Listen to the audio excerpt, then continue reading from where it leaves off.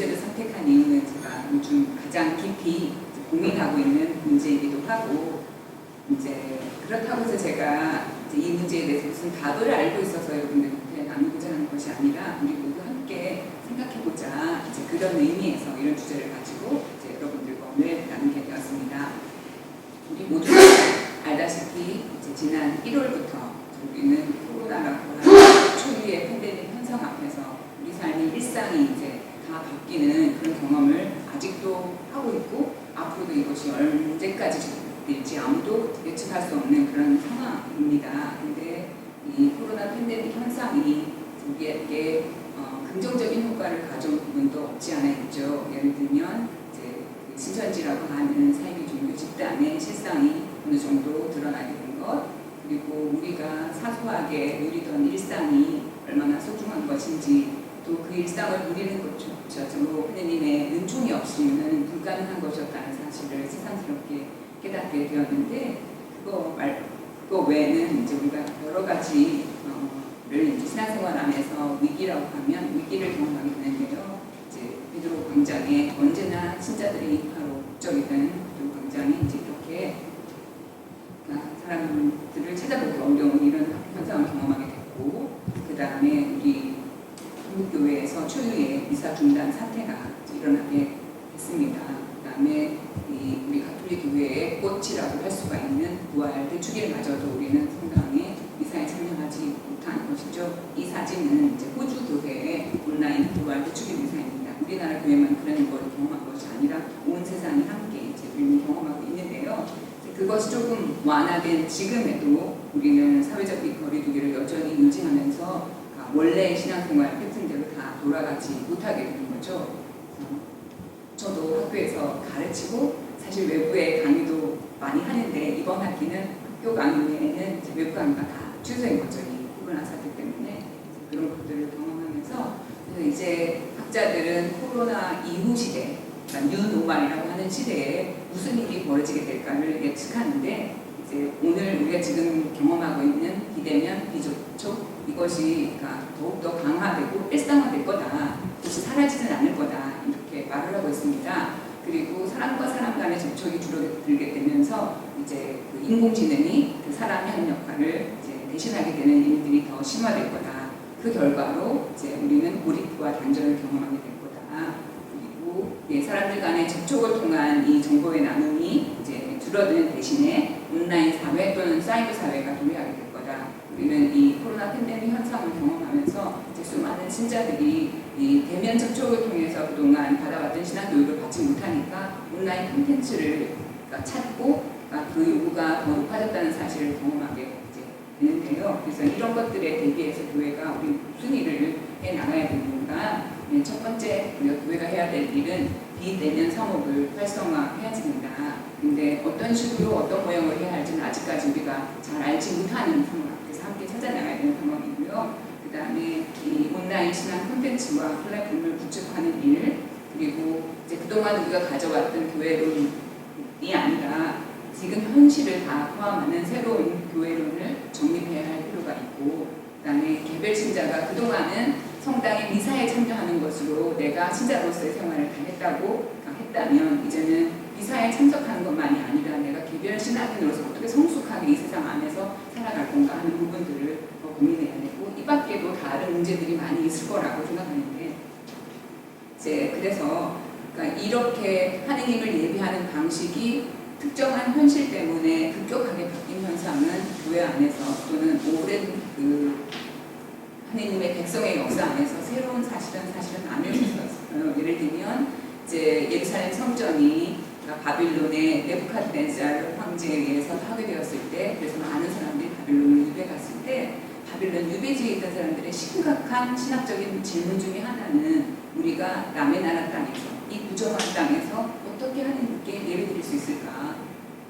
하느님께 제사를 바칠 수 없는 이 상황 속에서 어떻게 하느님께 예배드릴 수 있을까를 고민했고, 그래서 그런 상황 속에서 하느님께 예배드리는 방식을 그들은 찾아나갔습니다. 그리고 다시 돌아와서 두 번째 성전을 지었지만 그 두 번째 성전은 70년에, 기원후 70년에 로마 제국에 의해서 완전히 파괴됐고, 그때부터 이제 이스라엘 백성에게는 동물 희생 제사는 완전히 중단된 거죠.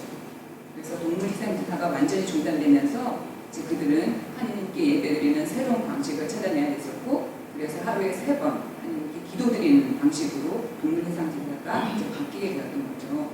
그 다음에 우리 초대교회 시대 때 이제 예수님 돌아가시고 난 다음에 새로 생긴 초대교회 시대는 이제 곧 박해를 맞이하게 되는데, 그 박해 시대 때 미사를 드릴 수 없었지만 그들은 여전히 신앙생활을 유지해 나갔었고, 우리나라 초대교회도 사실 사제가 부족해서 많은 신자들이 미사에 1년에 한 번 정도 겨우 참여할까 말까 그런 상황이었지만 그들은 신앙생활을 유지해 나갔단 말이죠. 그래서 그 순교국장의 강석진 신부님의 글에 의하면 우리나라 그 초대교회 신자들이 박해 시기 때 신앙을 유지할 수 있었던 중요한 원천 중에 하나가 신앙서적을 읽는 것. 그걸 통해서 이제 신앙을 유지해 나갈 수 있다고 하는데, 이런 것들을 생각하면서 그럼 우리 시대에 코로나 팬데믹 현상에 의해서 성당에 마음 놓고 갈 수가 없는 이런 상황에서 어떻게 우리 신앙생활을 유지할 수 있을까? 이건 우리한테는 심각한 고민이고 이제 반드시 그 답을 얻어나가야 하는 이제 그런 이제 질문이라고 생각하는데, 그래서 그런 일들이 이제 교회 안에서 이루어지고 있습니다. 2020년 4월 27일 가톨릭 뉴스 지금 여기를 보면 이제 이런 제목의 기사가 나와 있습니다. 코로나19 성전과 신앙의 의미를 가십니다. 그 다음에 이제 제가 조금 더 자세히 들어보고 싶은 것은 지난 6월 1일 날 우리 신앙 연구소와 가톨릭 뉴스 지금 여기가 공동으로 진행했던 워크숍 결과인데요. 제 제목이 팬데믹 시대의 신앙 실천이라는 제 제목으로 긴급 설문조사를 했고 그것을 보고하는 워크숍이었습니다. 거기에 나온 결과를 참조를 하면 가장 많은 퍼센티지로 수도자들과 평신도들이 대답한 것은 이 성당 중심의 그 신앙 실천에서 일상 중심의 신앙 실천으로 의식 구조가 변화되어야 된다. 그거랑 비슷한 것으로 이제 신자들이 스스로 신앙생활을 하도록 교육을 할 필요가 있다. 그 다음에 여기 다양한 온라인 신앙 콘텐츠를 개발할 필요가 있다. 그 다음에 제일 위로 올라가면 이제 근본적인 생태 문제에 대한 관심을 가지고 우리 삶의 태도를 전환할 필요가 있다. 또 그 밑에는 사회적인 약자를 위한 교회의 문적 역할을 확대할 필요가 있다. 이런 의견들이 나왔는데 제가 이제 이 질문들을 다 모든 문제들을 다룰 수는 없고 저는 어디에 집중해서 오늘 여러분들하고 말씀을 나누고 싶냐 하면 이 성당 중심의 신앙 실천에서 어떻게 일상 중심의 신앙 실천으로 나아갈 수 있을까 그 문제를 가지고 이제 여러분들하고 함께 이제 고민을 해보고 답을 찾아나가도록 하겠습니다. 그래서 이제 우리는 지금도 여전히 사회적인 거리두기를 유지해야 되고 그래서 이제 성당 중심이 아니라 일상 중심의 신앙생활의 방식을 찾아나가야 되는데 과연 어떻게 그렇게 할 수 있을까? 이것이 오늘 제가 이제 주로 여러분들에게 던지는 질문입니다. 어떻게 일상 중심의 신앙생활을 해나갈 수 있을까? 그래서 사실 오늘 제가 여러분들한테 말씀드리고자 하는 것은 코로나19 팬데믹 현상 안에서 믿음으로 산다는 것은 도대체 어떻게 산다는 것일까? 믿음으로 산다는 거가 뭘 어떻게 사는 걸 의미할까? 이렇게 사는 것일까? 예수님도 이렇게 하는 건 내가 다시 오나 봐라 하실 만큼 이건 아니라는 거죠. 그죠? 이건 아니고 그래서 믿음으로 산다는 것은 내가 믿을 교리에 대해서 지적으로 동의하는 것 그게 믿음으로 사는 것일까? 아니면 신자의 기본적인 의무 예를 들면 미사에 참석하고 도문을 내고 그런 것이 신앙 생활을 한다는 것일까? 그게 믿음으로 산다는 것일까? 아니면 믿음으로 사는 사람한테는 고통이나 환난이 없어야 하는 걸까? 아니면 믿음은 영적인 것이기 때문에 현실하고는 무관한 것일까? 도대체 믿음으로 산다는 것이 어떻게 산다는 것일까? 그래서 저는 오늘 믿음으로 산다는 것을 이제 7가지로 저는 한번 생각을 해봤어요. 왜냐하면 성경이 7이라는 거가 완전수니까 그렇다고 해서 7가지 말고 다른 건 없다는 뜻이 아니라 일부러 제가 이제 7이라는 숫자에 맞춰서 여러분들하고 나눠드리고자 하는데 제가 말씀드리기 전에 여러분들이 한번 혼자서 나는 믿음으로 산다는 것은 이렇게 사는 거야 라고 한번 적어보시기 바랍니다. 그게 7가지여도 되고 10가지여도 되고 내가 이런 시대에 코로나라고 하는 이런 처음 경험하는 이런 시대에 믿음으로 산다는 것이 어떻게 사는 것일까? 저는 이제 가지로 말씀드리고자 합니다. 첫 번째, 저는 믿음으로 산다는 것은 첫 번째는 제 삶의 주도권을 하나님께 드리는 것이다 라고 말씀드리는데요. 이렇게만 말씀드리면 좀 추상적으로 들리실 수 있을 것 같아서 제가 구체적인 예를 말씀드리고자 합니다. 구체적인 예가 이제 믿음의 조상 아브라함의 부르심에 관한 이야기인데요. 성경 보면 창세기 12장입니다. 아브라함을 믿음의 조상이라고 하는 이유는 아브라함의 생애 전체는 믿는다는 것가 무엇을 의미하는지를 너무나 잘 보여주는 그것이기 때문이기도 합니다. 그래서 창세기 12장 1절부터 9절까지가 아브라함의 부르심과 아브라함이 그 부르심을 듣고 하나님의 말씀에 따라 길을 떠나는 이야기인데요. 하나님의 부르심은 이렇게 시작합니다. 아브라함아, 내 고향과 친족과 아버지의 집을 떠나 내가 너에게 보여줄 땅으로 가거라. 그러면 왜 하느님은 아브라함에게 고향과 친척과 아버지의 집을 떠날 것을 요구하실까요? 고향과 친척과 아버지의 집이 의미하는 것은 무엇일까요? 이것을 이해하기 위해서는 아브라함이 살았던 고대 사회의 상황을 조금 이해할 필요가 있습니다. 아브라함 시대는 기원전 2000년, 그러니까 지금으로부터 4000년 전의 상황인데 아브라함 시대에는 경찰이 없었고 군대도 없었죠. 당연히 임금도 없었어요.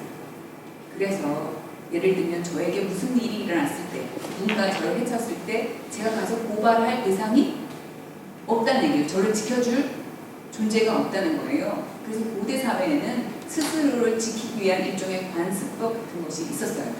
그게 뭐냐 하면 피해보수법이에요. 그래서 제가 제 고향과 친척과 아버지의 집에 속하는 한 제가 다른 부족으로부터 무슨 상해를 입게 되면 우리 부족에 속한 모든 남자들은 무슨 의무를 지느냐면요. 저의 피해에 대한 복수를 해야 되는 거죠. 그래서 제가 우리 부족에 속해 있는 한 다른 부족의 사람들을 저를 함부로 해치지 못해요. 왜냐하면 저를 함부로 해쳤다가는 반드시 보복을 당하게 되는 거니까. 그래서 하느님께서 그 당시에 고향과 친척과 아버지의 집이란 나의 안전, 나에게 친숙했던 것, 나에게 편안했던 것, 그거를 떠나라고 하시는 말씀인 것이죠. 만약에 내가 너의 피난처요, 내가 너의 보호처라는 사실을 알고 싶으며, 믿고 싶으며, 경험하고 싶으며, 네가 기존에 경험하고 있던 피신처, 안식처를 떠나는 겁니다. 그걸 떠나지 않고는 하느님께서 우리의 피신처와 안식처와 안전이 되신다는 것을 결코 경험할 수 없다는 거죠. 그래서 하느님께서는 너의 고향과 친척과 아버지의 집을 떠나라고 말씀하신 거죠. 근데 하느님은 그러면 왜 떠나라고 하시는가? 이것은 무엇을 위한 떠남인가? 하느님께서 이유를 말씀해 주시거든요. 이렇게 말씀하세요. 나는 너를 큰 민족이 되게 하고 너에게 복을 내리며 너의 이름을 떨치게 하겠다. 그리하여 너는 복이 될 것이다. 다시 말해서 하느님께서 아브라함을 부르신 이유는 참 행복을 위해서 아브라함을 부르신 거예요. 하느님한테 무슨 이득이 되기 때문에 아브라함을 부르신 것이 아니라 아브라함의 진짜 행복을 위해서 부르신 거죠. 근데 너가 그 진짜 행복을 얻으려면 네가 지금 생각하는 행복이라고 생각하는 거, 네가 지금 매달려 있는 거, 애착하는 거, 그거 내려놔야 된다 라고 말씀하시는 거죠. 근데 이렇게 하나님의 말씀을 듣고 떠나게 되면 이 떠나는 새로운 여정의 주도권은 누구한테 있는가? 하나님께서 뭐라고 말씀하시냐면 이렇게 말씀해요. 내가 너에게 보여줄 땅으로 가거라. 너가 가고 싶은 대로 가라는 것이 아니라 내가 보여줄 땅으로 가거라. 떠나서 새로운 여정은 그 여정의 주도권이 온전히 하나님이라는 거죠. 그래서 하나님한테 믿고 맡기고 하나님이 원하고 바라시는 대로 가야 한다는 거가 신앙이라는 것을 아브라함이 부르신 이야기는 분명하게 보여줍니다. 그래서 아브라함은 주님께서 이르신 대로 길을 떠났습니다. 롯도 그와 함께 떠났는데 아브라함이 하란을 떠날 때 그의 나이는 75살이었습니다. 아브라함이 175세에 죽으니까 그걸 생각하면 아브라함이 길을 떠날 때는 중년기죠. 인생의 중년기에 모든 것을 내려놓고 온전히 하나님만 믿고 있는 곳을 향해서 길을 떠났습니다. 그래서 믿음으로 산다는 것은 이렇게 하느님께 내 삶의 주도권을 드리는 것인데 어떻게 드리는가? 삶의 주도권을 드린다는 걸 도대체 어떻게 드리는 것일까? 이것에 대해서 조금 더 살펴보면 저는 하느님께 삶의 주도권을 드린다는 것은 하느님의 시간 안에서 산다는 거라고 이제 생각이 듭니다.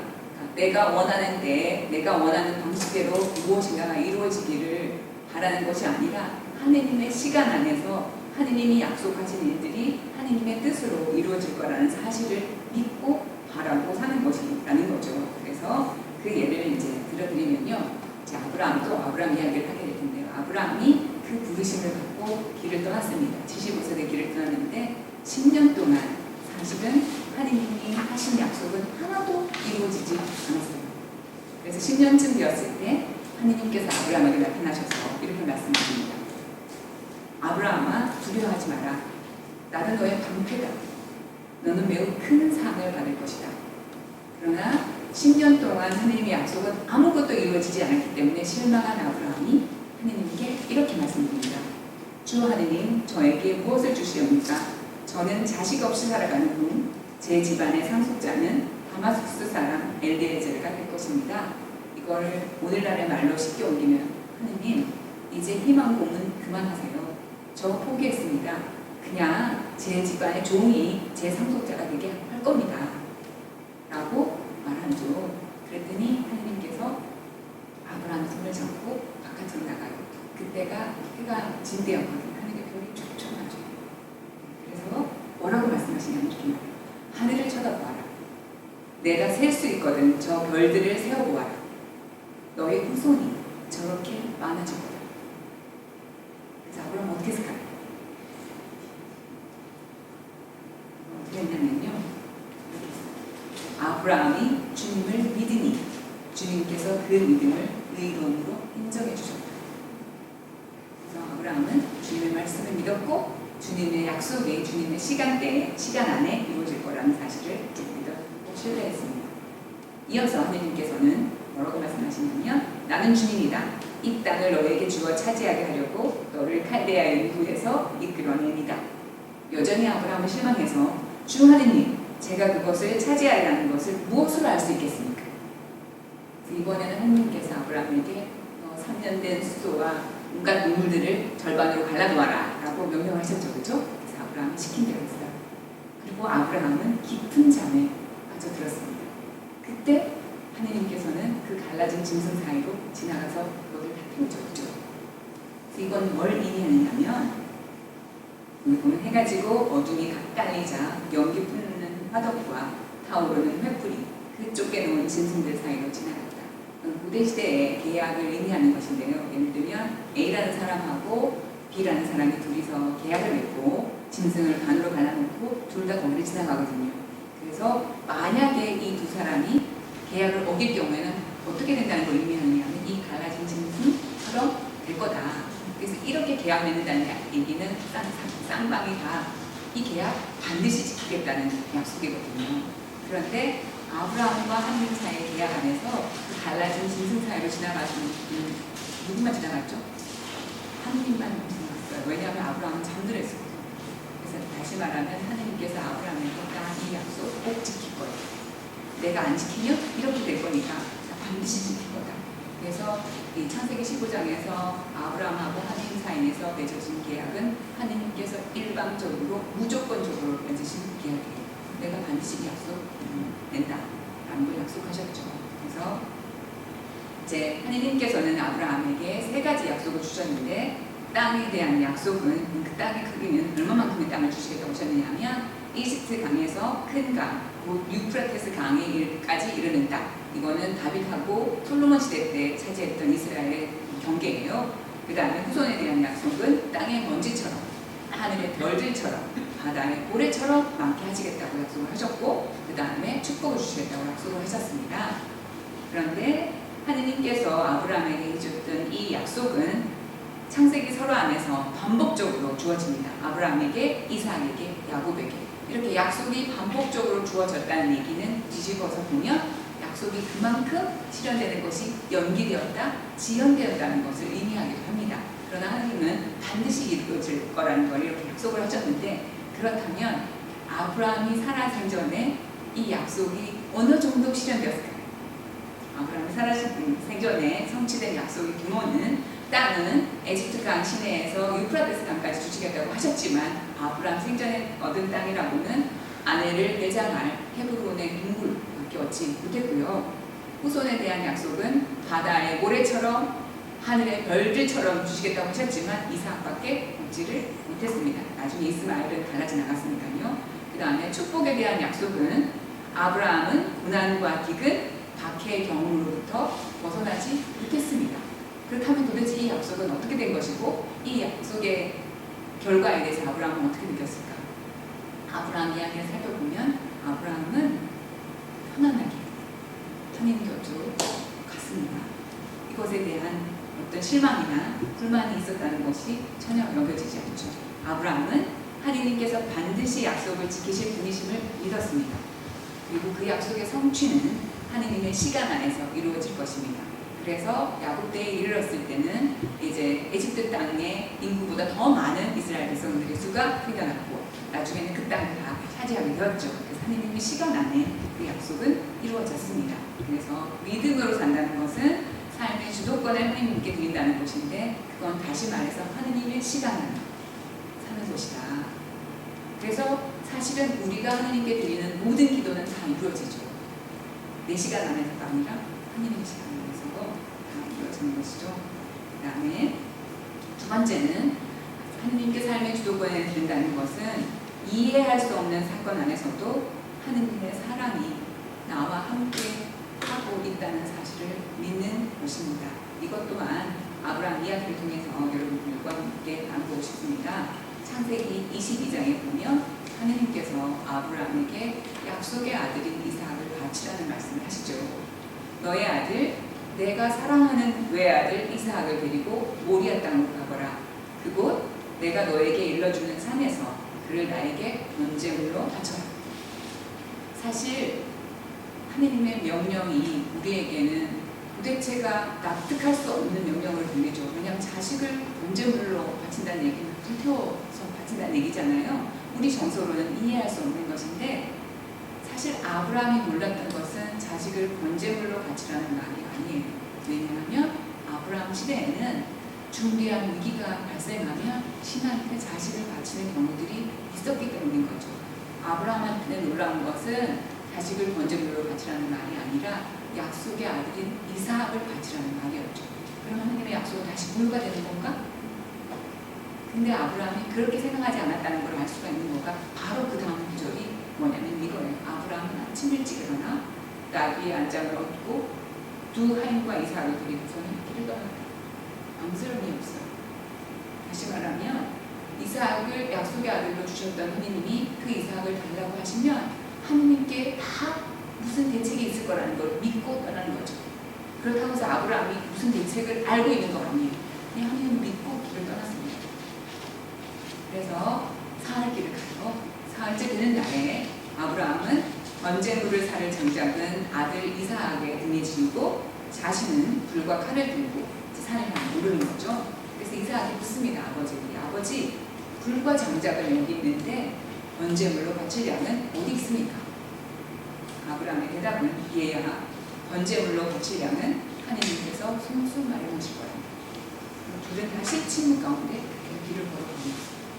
그래서 산에 올랐을 때 아브라함은 제단 쌓고 실제로 이삭을, 그 누구 그림이죠?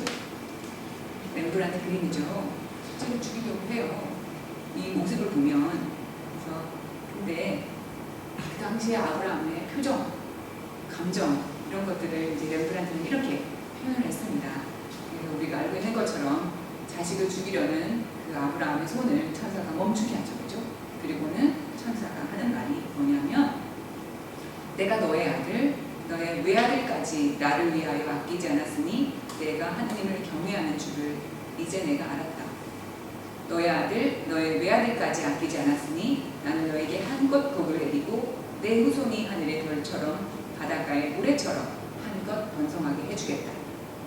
그래서 아브라함의 여정은 이렇게 이해할 수 없는 사건 안에서도 하느님의 사랑이 함께하고 있음을 믿는 것이었는데, 그래서 아브라함 신앙 여정을 요약을 해보면 아브라함의 신앙 여정은 떠남의 여정이었고, 그 떠남의 여정 동안에 자기 삶의 주도권을 하느님께 드리는 것, 이거를 배워봤습니다. 그래서 아브라함은 하느님의 복을 기대하는 삶에서 이제 복을 주시는 하느님을 차지하는 그런 변화를 경험하게 되었고, 복을 추구하는 삶에서 스스로 복이 되는 그런 여정을 살았다고 할 수가 있고, 하느님은 아브라함한테뿐만 아니라 우리에게도 이런 신앙의 삶을 살기를 원하시고 바라신다고 말할 수가 있죠. 그 다음에 두 번째로 믿는다는 것, 믿음으로 산다는 것은 우상 숭배에서 이제 벗어나야 하는 걸 말하는데, 이제 열왕기 상권 20장 21절의 말씀, 엘리야 예언자의 말씀인데요. 엘리야 예언자가 백성들에게 이렇게 말하죠. 여러분은 언제까지 양다리를 걸치고 절뚝거릴 작정입니까? 주님께서 하느님이시라면 그분을 따르고, 바알이 하느님이라면 그를 따르십시오 라고 말하는데요. 이 말씀의 배경을 이해하기 위해서는 우리가 아합 임금 시대라는 그 시대로 거슬러 올라가야 되는데요. 이제 아합 임금은 사실은 북왕국의 임금들 가운데 가장 강력한 임금이었다고 할 수 있는데, 역사가는 가장 부정적으로 평가를 합니다. 북왕국의 임금들 가운데 이제 이 아합이 가장 부정적인 평가를 받게 되는 것은, 신명기의 역사가 왕들을 평가하는 기준이 종교적인 가치, 특히 신명기가 말하는 종교적인 가치이기 때문에 그런데요. 신명기는 한 분 하느님을 섬겨야 되는 걸 이제 강조를 하죠. 근데 이제 북이스라엘의 첫 번째 임금인 예로보암이 신명기가 주장하는 한 분 하느님을 섬기되 하느님께서 당신 이름을 두시기로 정하신 한 곳에서 하느님을 예배해야 되는데, 이거를 위반을 하고 단과 베텔에다가 성소를 짓고 거기에다 금송아지상을 두고 하느님을 섬기게 했죠. 그래서 이거를 신명기의 역사가는 예로보암의 죄 또는 예로보암의 길이라고 말합니다. 그래서 북이스라엘 임금들은 이 평가에서 예외적인 인물이 한 명도 없는데, 마찬가지로 아합 임금도 예로보암의 길을 따라 걸었다는 평가를 받는데, 가장 최악의 평가를 받게 되는 이유는 그거 플러스 그거 외에 자기 부인이 시돈 공주인 이제벨이었단 말이죠. 그 이제벨이 시집을 오면서 바알 신앙을 고스란히 가지고 온 건데, 아합은 그 바알 신앙을 퍼뜨리는데 기여를 한 거예요. 그래서 바알 신전을 찍고 이제 바알을 숭배하는 예언자들이 득세라도록 기회를 준 거죠. 그래서 이제벨과 결혼하고 바알 신을 섬기고 이제 아세라 목상을 만들고, 그렇게 해서 역사가는 아합 임금을 두고 그 이전에 어떤 이스라엘 임금보다 더 주 이스라엘 하느님 분노를 돋우었다고 이제 말을 합니다. 이 그림은 이제 나봇의 포도원 사건을 그린 그림이에요. 이제 나봇이 죽자 아합과 이제벨은 그 나봇의 포도원을 차지하러 내려왔을 때 아합을 정면으로 공격하는 예언자가 바로 엘리야 예언자예요. 그래서 아합은 이 나봇의 포도원이었던 곳에 자기 야채 정원을 꾸미고자 이제 나봇에게 그 포도밭을 팔라고 했지만, 나봇이 이것은 우리 조상 대대로 물려받은 상속 재산이어서 할 수 없다는 것을 임금님도 알지 않습니까? 못 팝니다. 그렇게 말해서 이제 아합은 식은 정패하고 집에 가서 누워 있는데, 부인인 이제벨은 이런 이스라엘의 법을 잘 모르니까 임금이 그것도 하나 못하냐 하고서는 이제 결국 나봇을 죽이고 이 밭을 차지하게 된 거죠. 그래서 이렇게 아합과 이제벨의 종교 혼합주의를 엘리야는 유일신 숭배를 옹호하면서 정면으로 맞서게 되는 거죠. 그래서 엘리야는 이제 티스베 출신의 예언자인데, 이제 엘리야라는 이름 자체가 나의 하느님은 야훼다, 이런 뜻을 가지고 있는데요. 티스베가 어느 곳이냐면 이곳이죠. 요르단 동편 쪽에 있는 티스베 출신인데, 여기에서 이제 그 엘리야가 처음으로 아합에게 나타나서 도전하는 말이 뭐냐면 이거예요. 내 말이 있기 전에는 비가 내리지 않을 거다. 그러니까 아합이 종교 혼합주의를 퍼뜨려서 이스라엘의 바알 신앙이 만연했을 때 엘리야가 처음으로 아합을 만나서 하는 말이 가뭄이 일어날 거다.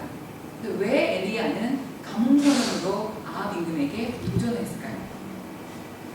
그런 도전하게 되는 이유, 신도 숭배하고 야훼도 숭배한 이유가 뭐냐 하면, 이스라엘이라고 하는 나라는 굉장히 건조한 나라예요. 그래서 이 나라에서 농사를 지으려면 비가 굉장히 중요하죠. 근데 바알신이 무슨 신으로 알려져 있냐면 폭풍의 신이에요. 그러니까 이 바알신이 비를 내리게 한다고 믿었던 거죠, 이스라엘 백성들이. 그래서 바알신한테 잘 보여서 바알신이 주는 축복도 받고, 야훼한테 잘 보여서 야훼가 주는 축복도 받고, 양쪽을 다 받겠다. 그러니까 한마디로 양다리를 걸친 거죠, 이스라엘 백성들이. 그래서 이제 하느님께서 뭐라고 도전하시냐면요. 그러니까 바알이 비를 내린다고? 그러면 내가 가뭄을 선언해 볼 테니까, 만약에 바알이 진짜 신이라면 야훼가 가뭄 선언을 해도 비가 내리게 해야 되잖아요.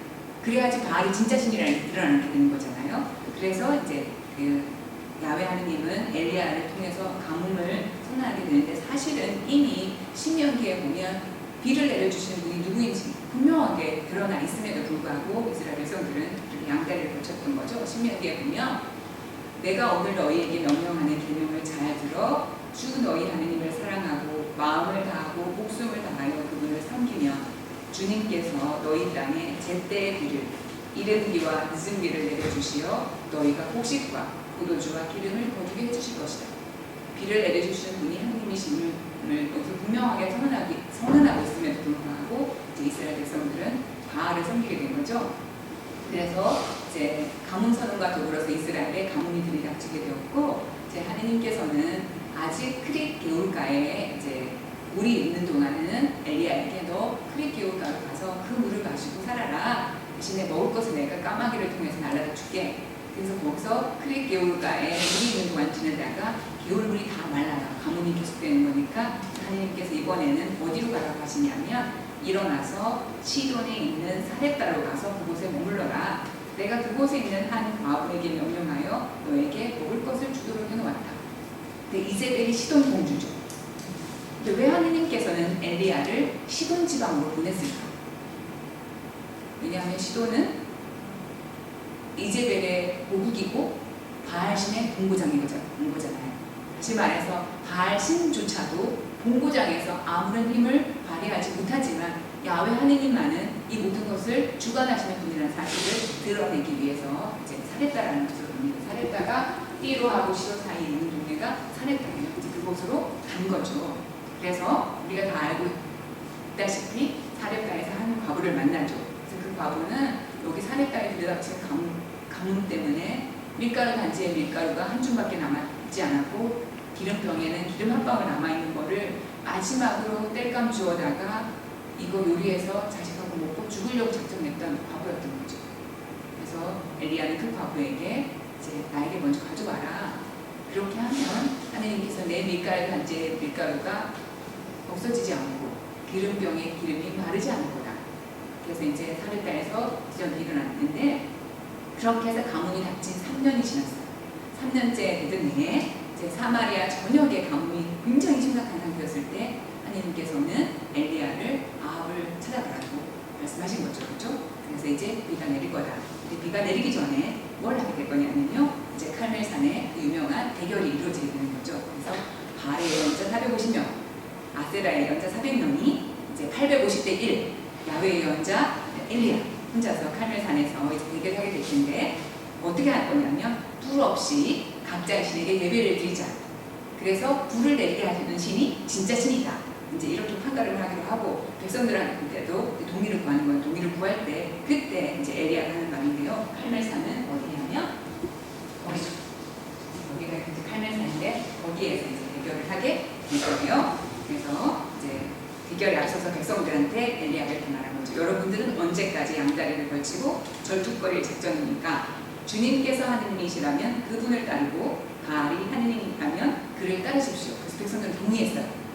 불을 내리는 신을 섬기기 했는데, 이제 우리가 알다시피 이쪽은 먼저 바알의 예언자들이 이제 아침부터 해가 중천에 뜰 때까지 열심히 이제 그들의 바알 신을 부르는 거죠. 제단에 소를 잡아놓고는. 그래서 절뚝거리며 춤을 춰도 응답하지 않았고, 엘리야가 놀려요. 니네 신 화장실 갔을지 모르니까 불러봐. 낮잠 자고 있을지 모르니까 또 불러봐. 아니면 딴 데 볼일 보러 갔을지 모르니까 불러봐라고 해서 이제 바알의 예언자들은 자기 몸에 상처를 내면서까지 했어도 바알은 전혀 응답을 하지 않았죠.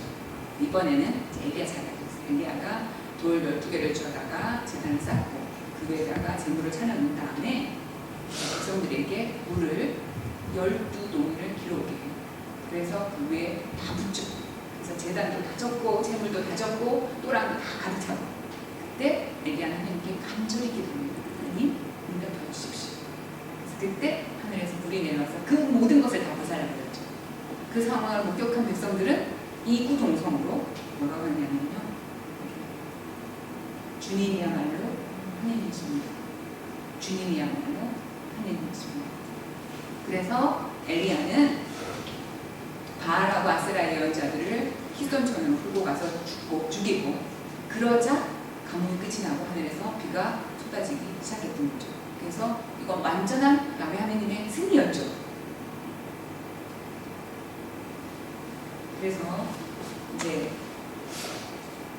우리는 믿음으로 산다는 것은 세상의 참 주인이신 주님을 믿고 모든 거짓된 신들을 버려야 하는 거죠. 이 엘리야 시대 때 백성들이 경험했던 것처럼.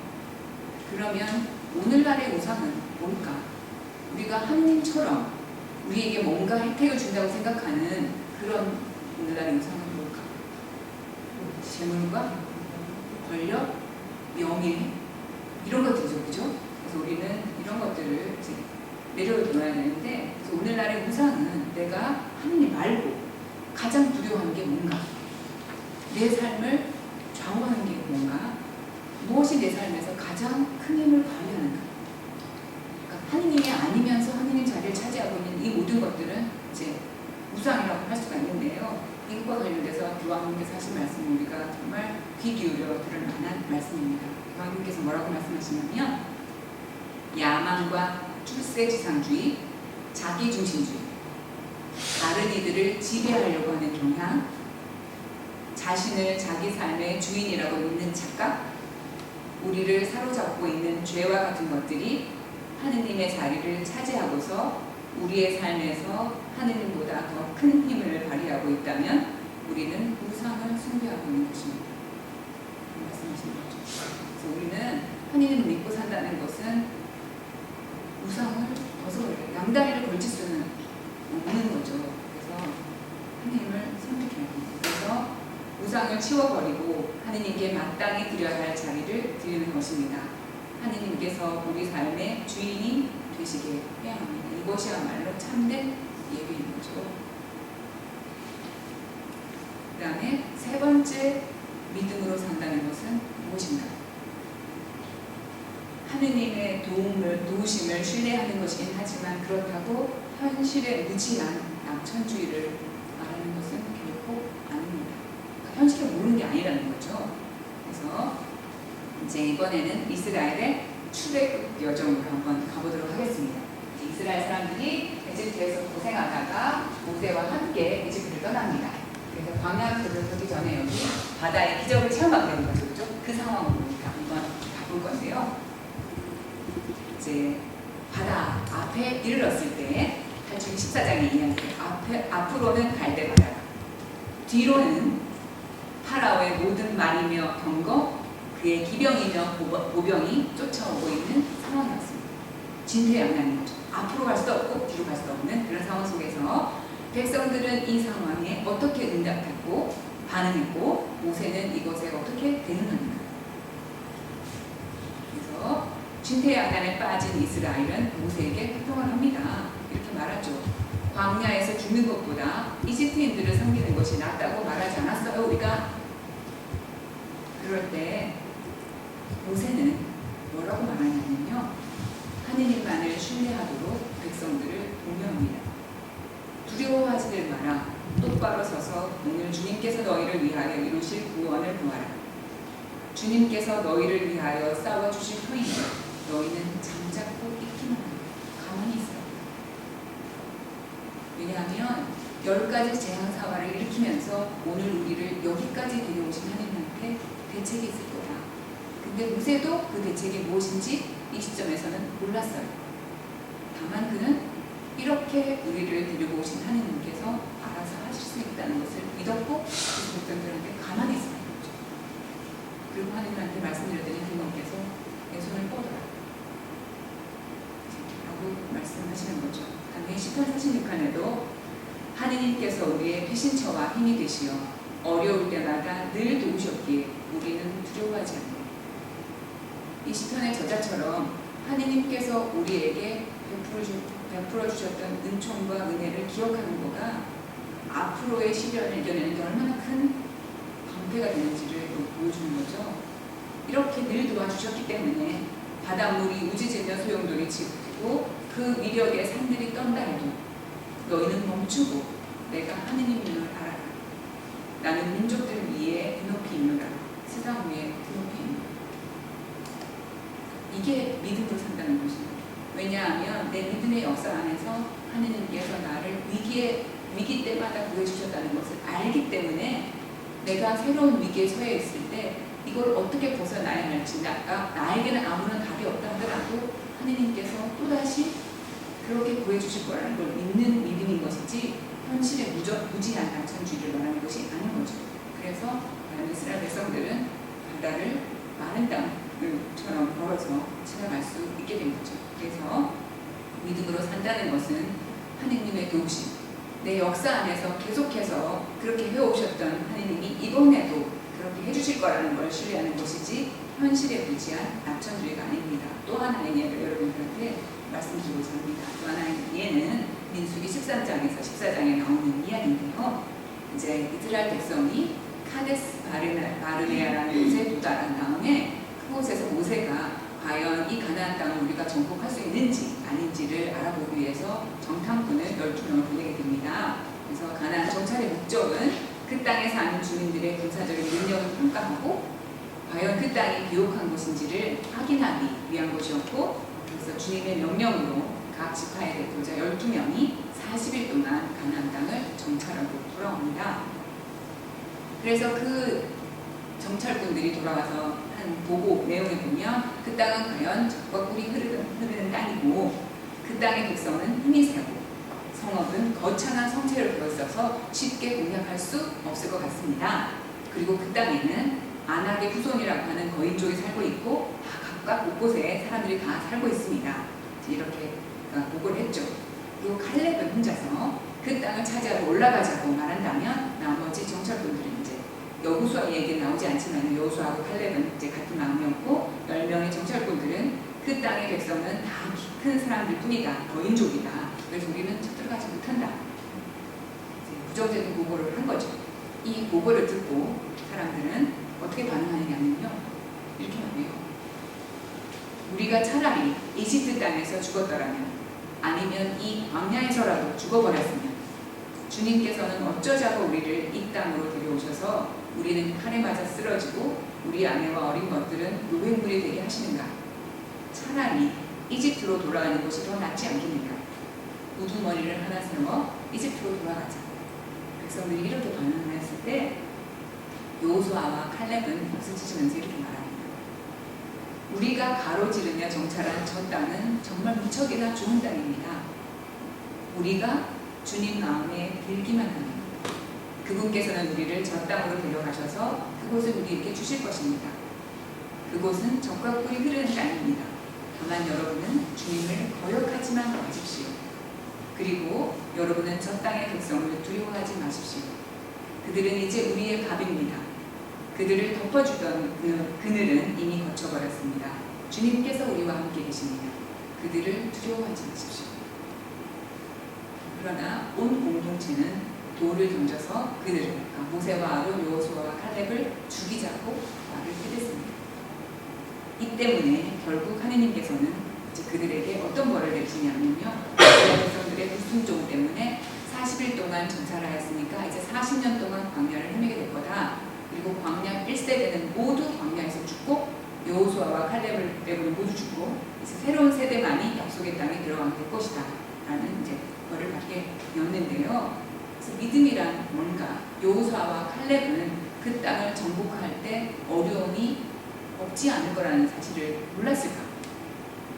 그러니까 믿음, 현실에 무지한 낙천주의, 이게 어떻게 다른 걸까? 여호수아와 칼렙은 가나안 정복이 어려웠다는 사실을 분명히 보았을 텐데 그들은 하느님의 도움으로 그 어려움을 극복할 수 있다고 백성들을 격려하였습니다. 그래서 믿음이란 하느님의 관점에서 인간 실존의 상황을 바라보는 것이지 우리 눈으로 세상을 바라보는 것이 아니라는 거죠. 하느님을 믿으면 안 돼요. 우리가 알아볼 때 하느님이 어떻게 하실 것인지, 하느님이 어디 계시는지, 하느님의 관점을 잊지 않는 거라고 볼 수가 있습니다. 그 다음에 네 번째, 믿음으로 산다는 것은 보이지 않게 일하시는 하느님을 신뢰하는 것. 하느님이 눈에 보이게 나를 위해서 뭔가 하시는 것 같지 않다 하더라도 그럼에도 불구하고 하느님께서는 여전히 일하시고 계시고 도와주시고 계신다는 사실을 믿는 것인데요. 이거는 다시 엘리야하고 연관이 됩니다. 그러니까 조금 전에 말씀드린 엘리야가 칼멜산의 전투에서 이제 야훼 하느님의 승리를 이끌어냈잖아요. 그런데 강력한 여인인 이제벨은 그것 앞에서도 굴복하지 않습니다. 그리고는 하는 말이 뭐라고 말하냐면요. 이렇게 말하죠. 내가 내일 이맘때까지 그들의 목숨과 한 가지로 만들지 못한다면, 바알, 죽임을 당한 바알 연자들처럼 만들지 못한다면 신들이 나에게 벌을 내리고 또 내릴 것이요. 이 말을 듣고 엘리야는 깊이 실망합니다. 자기가 열심히 노력해서 상황을 역전시켜 놨다고 생각하는데 그게 다시 완전히 거꾸로 돌아가는 상황 속에 절망해서 그 이세벨의 협박을 피해서 엘리야는 이제 광야로 달아나게 되는데요. 이스라엘 평야에서 유다 브엘세바로 갔다가 이제 광야의 쌀이나무 아래에서 주님의 천사를 만나게 되는데요. 이스라엘 평야가 이제 칼멜산에서 이스라엘 평야로 갔다가 브엘세바는 유다 광야에 있는 지방인데 이제 이스라엘에서 자연적인 비를 가지고 농사를 지을 수 있는 남방 한계선이에요. 이 밑으로는 이제 농사를 지을 수는 없다는 거죠. 브엘세바에서 광야를 거쳐서 결국 이제 호렙산으로 이제 가게 될 텐데요. 광야의 쌀이나무 아래 누워서 삶에 지친 엘리야가 이렇게 말합니다. 주님, 이것으로 충분하니 저의 목숨을 거두어 주십시오. 저는 제 조상들보다 나을 것이 없습니다. 그러니까 나라의 만연한 종교 혼합주의를 어떻게든 야훼 하나님께 충실한 것을 돌려보려고 애를 썼지만 이제 저는 할 일을 다 했고 더 이상은 할 수가 없습니다. 이제 제 목숨 거두어 주십시오라고 포기한 엘리야를 주님의 천사가 찾아와요. 그리고는 뭐라고 말하냐면 일어나서 먹어라. 그리고는 뜨겁게 달군 돌에다 구운 빵과 물 한 병을 주는 거죠. 그래서 엘리야가 그것을 먹고 기운을 차렸을 때 다시 천사가 나타나서 너 일어나 먹어라. 갈 길이 멀다. 그래서 그 빵을 먹고 기운을 낸 엘리야가 밤낮으로 40일을 걸어서 호렙산으로 갑니다. 그러면 왜 호렙산으로 갔을까? 호렙산이 뭐길래 40일을 걸어서 호렙산으로 갔을까? 호렙산은 이제 호렙산에 이르게 되는 건데 호렙산은 일종의 이스라엘 백성한테는 신앙의 원천, 처음 하느님과 계약을 맺었던 곳, 그래서 내 신앙의 원천으로 엘리야는 돌아가는 거죠. 그래서 그 동굴 입구에 앉아있을 때 하느님은 엘리야에게 이런 질문을 하십니다. 엘리야야, 여기서 뭘 하고 있니? 그래서 그 동굴에서 지샌 밤 동안 엘리야는 성장하게 되는데요. 여기 이 어둠과 미지의 시간을 통해서 엘리야는 성장을 하게 되는데 어떤 성장을 하는지 보도록 하겠습니다. 동굴 입구에 앉아있을 때 하느님은 물어보시죠. 엘리야야, 여기에서 무엇을 하고 있느냐? 엘리야 이렇게 대답합니다. 저는 주 만군의 하나님을 위하여 열정을 다해 일해왔습니다. 이스라엘 자손들은 당신의 계약을 저버리고 당신의 제자들을 홀었을 뿐 아니라 당신의 예언자들을 칼로 쳐 죽였습니다. 이제 저 혼자 남았는데 저들은 제 목숨마저 없애려고 저를 찾고 있습니다. 그래서 엘리야가 하나님을 기다리죠. 이 호렙산의 동굴 앞에서 하나님을 기다리는 엘리야는 어떤 하나님을 기대하였을까요? 어떤 하나님을 만나고 싶었을까요? 자기가 그러니까 바알 신앙을 믿는 사람들을 없애고 모두를 하나님 신앙으로 돌아오려고 애를 썼는데 실패로 돌아갔죠. 실패한 사람들이 기대하는 하나님은 어떤 하나님일까요? 힘세고 전능하고 강한 하나님을 기대하겠죠. 슈퍼맨처럼 모든 문제를 해결할 하나님. 그래서 엘리야는 모세 시절에 나타났던 그 크고 강력하고 두려우신 하나님을 기대했어요. 그런데 강한 바람이 불고 난 다음에 오기도 하나님이 안 계셨어요. 지진이 일어났는데 거기에도 하느님이 안 계셨어요. 불이 일어났는데 거기에도 하느님이 안 계셨죠. 여기서 강한 바람, 지진, 불은 모세가 하느님을 만났을 때 나타났던 현상들이에요. 근데 거기에 하느님은 안 계셨어요. 그래서 초자연적인 현상을 통해서 하느님께서 우리 인간 역사 안에 현존하고 개입하시기를 엘리야는 기대했지만 하느님은 거기에 안 계셨어요. 근데 그 모든 것들이 지나고 난 다음에 조용하고 부드러운 소리 속에서 하느님이 나타나신 거죠. 다시 말하면 이 조용하고 부드러운 소리의 하느님은 인간 역사와 우리의 일상 안에서 우리가 보이지 않게, 우리가 보지 못하게 삶에 들어오시는 그 하느님을 말하는 건데, 그래서 그 조용하고 부드러운 목소리의 하느님께서 다시 엘리야에게 똑같은 질문을 해요. 엘리야야, 여기에서 무엇을 하고 있느냐? 근데 아직까지 엘리야는 이게 뭘 의미하는지 못 알아듣기 때문에 똑같은 대답입니다. 글자 하나도 차이가 안 나요. 똑같이 저는 주 만군의 하느님을 위하여 열정을 다해 일해 왔습니다. 그런데 이제 저 혼자 남았는데 저들은 제 목숨마저 없애려고 저를 찾고 있습니다. 그 엘리야에게 하느님께서 새로운 사명을 주십니다. 어떤 새로운 사명을 주시냐면요, 너 여기 있지 말고 다마스커스로 가서 하자엘을 아람의 임금으로 세워라. 그리고 예후를 이스라엘의 임금으로 세워라. 엘리사를 내 후계자가 되게 해라. 그리고 덧붙이는 말씀이 이거예요. 그러나 나는 이스라엘에서 바알에게 무릎을 꿇지도 않고 입을 맞추지도 않은 7,000명을 모두 남겨두겠다. 그래서 엘리야가 저 혼자 악정고투했는데 상황은 하나도 안 달라졌습니다 라고 말하는데, 하느님께서는 엘리야에게 뭐라고 말씀하시나요? 너 혼자 이랬다고? 난 네가 보지도 않고 알지도 못하는 사이에 바알에게 무릎을 꿇지도 않고 입을 맞추지도 않은 7,000명 남겨놨어. 너 혼자 일한 거 아니야. 나는 계속 너와 함께 일하고 있었단 말이죠. 그 말을 엘리야는 이해해요. 그래서 엘리야가 이 세 가지 상황을 받았지만 엘리야 생전에 성취한 건 엘리사 후계사로 삼는 일 뿐이에요. 나머지는 엘리사가 다 하게 될 거예요. 그래도 엘리야는 내가 할 일을 잘못했다고 생각하지 않았었어요. 왜냐하면 나는 내가 할 수 있는 만큼만 하면 돼. 나머지는 하느님께서 하실 거야. 그걸 이제 배우게 된 거죠. 나 혼자 일하는 거가 아니라는 거예요. 하느님이 일하고 계신다는 사실을, 하느님은 여전히 역사하고 계신다는 사실을 엘리야는 배웠던 거죠. 믿음으로 산다는 것은 하느님께서는 단 한 번도 우리에게 지구를 구하라고 부탁하지 않으셨어요. 대한민국을 구하라고 부탁하지 않아요.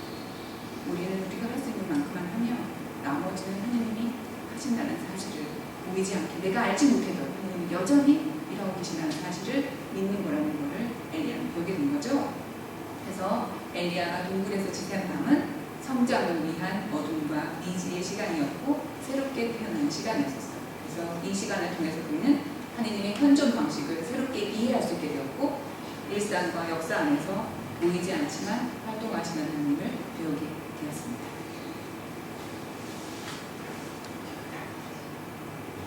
다음. 예.